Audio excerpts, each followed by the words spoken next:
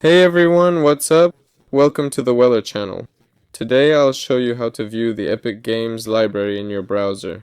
We'll need to open any browser, click on the three dots for extensions, and go to the extension store. Here we type Epic Games Library Viewer, and yes, you can view your library with it. Click Add to Chrome. Click Add. There we go. Now open it up, and accordingly, log into Epic Games.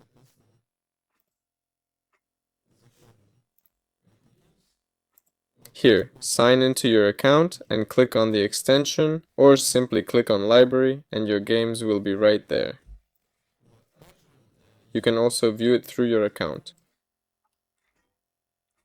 Transactions, yes, purchases, and here you can view the games you bought which are in your library. That's all for now.